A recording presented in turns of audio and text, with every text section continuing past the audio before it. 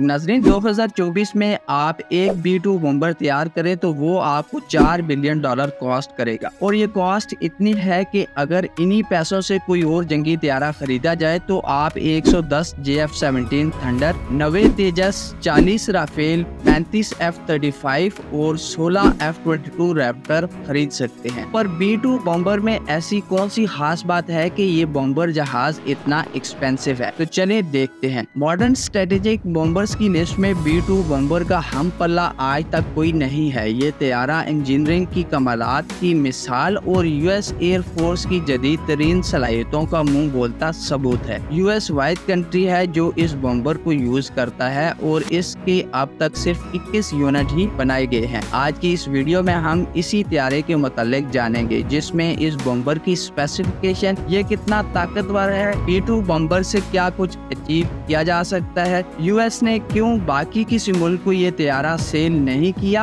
और क्या चाइना और रशिया कभी B-2 बॉम्बर का हम पल्ला स्ट्रेटेजिक बॉम्बर बना सकेंगे। इन्हीं टॉपिक्स पे बात होगी। तो चलें आज की ये इंफॉर्मेटिव वीडियो शुरू करते हैं।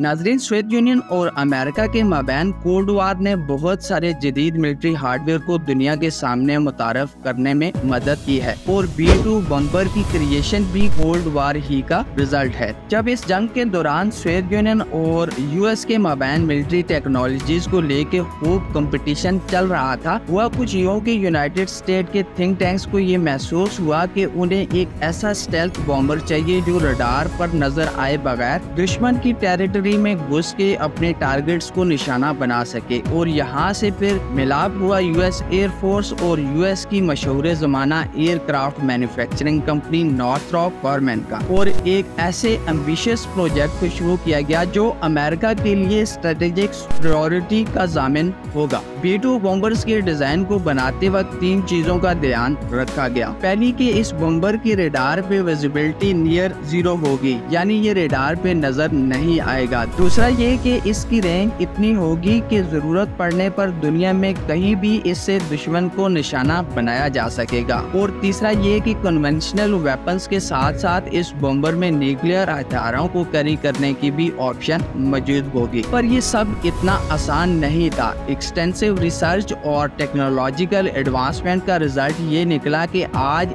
एक B-2 बॉम्बर $4 बिलियन कॉस्ट करता है। B-2 बॉम्बर की इफेक्टिवनेस में टॉप पे उसकी स्टेल्थ टेक्नोलॉजी है। जहाज के परों का ये जो अजीब सा डिजाइन है, ये सिर्फ अच्छा या अजीब नजर आने के लिए नहीं है। इस डिजाइन के पीछे छुपे वो कमालात हैं जो इस जहाज को रडार पर नजर आने से बचाते हैं। दूसरा, जहाज पे ऐसा मटेरियल यूज किया गया है जो जहाज को एनिमी रडार पे नजर आने में मदद देता है। इसके साथ साथ एडवांस एवियोनिक्स और electronic warfare systems further B-2 bomber को इस काबिल बनाते हैं कि वो दुश्मन के रडार पर नजर आए बगैर दुश्मन को उसकी टेरिटरी में निशाना बना सकता है। स्टेल्थ टेक्नोलॉजी जो कि मॉडर्न मिलिट्री कॉन्फ्लिक्ट्स में बहुत आम किरदार अदा करती है, B-2 बॉम्बर्स को इस काबिल बनाती है कि वो दुश्मन की हदूद के अंदर जाके दुश्मन के ठिकानों को निशाना बना सकता है। अगर आप B-2 बॉम्बर्स की कैपेबिलिटीज को देखें तो स्टेल्थ टेक्नोलॉजी के अलावा ये बॉम्बर अपनी रेंज और पेलोड कैपेसिटी में भी वन ऑफ दी बेस्ट है। सिंगल टैंक पे 9600 किलोमीटर और मिड एयर रिफ्यूलिंग की ऑप्शंस के साथ B-2 बॉम्बर्स को दुनिया में कहीं भी अटैक के लिए इस्तेमाल में लाया जा सकता है। आप इमेजिन करें कि US के पास ये ऑप्शन है कि वो बगैर किसी की मदद के दुनिया में कहीं भी किसी भी टारगेट को निशाना बना सकता है।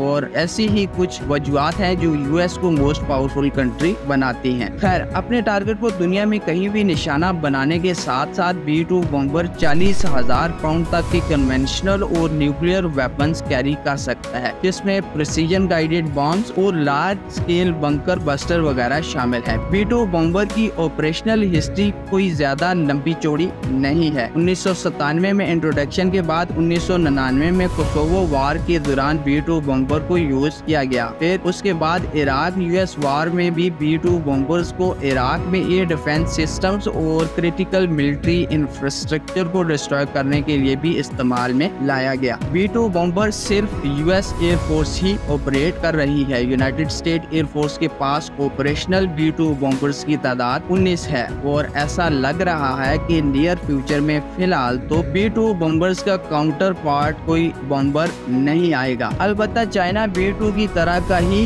बॉम्बर एक्जियान H-20 पे काम कर रहा है जो अभी इनिशियल स्टेजेस में है। इसी तरह रशिया का पाक DA प्रोग्राम भी B-2 तर्ज के बॉम्बर को डेवलप करने के लिए शुरू किया गया था, जिसकी इंट्रोडक्शन भी 2030 से पहले होना इम्पॉसिबल सी बात है। अगर आप B-2 के फ्यूचर पे बात करें तो किसी भी एयरक्राफ्ट को एक ना एक दिन सर्विस से रिटायर होना होता है और ऐसा ही कुछ B-2 के लिए भी प्लान किया गया है। US 2032 में B-2 बॉम्बर्स को सर्विस से रिटायर का प्लान रखा है, जिसके बाद B-2 लेगेसी को B-2 जैसा ही more advance stealth bomber B-21 continue करेगा। लास्ट में इतना कहूँगा कि B-2 स्पिरिट सिर्फ एक बॉम्बर तैयारा ही नहीं बल्कि एविएशन टेक्नोलॉजी का शाकार और US के लिए पावर का सिंबल भी है। B-2 बॉम्बर का स्टेल्थ टेक्नोलॉजी का हामिल होना इसकी लॉन्ग रेंज और वर्सेटिलिटी इन मिशंस B-2 को ग्लोबल सिक्योरिटी के तनाजुर में एक की प्लेयर के तौर पर मनवाती हैं और B-2 स्पिरिट को हमेशा के लिए एक ऐसे ग्राउंड ब्रेकिंग तैयारे के तौर पर याद रखा जाएगा जिसने मॉडर्न वारफेयर को एक नई शक्ल दी और दुनिया पे ये बावर करवाया कि एक बॉम्बर तैयारा क्या कुछ अचीव कर सकता है।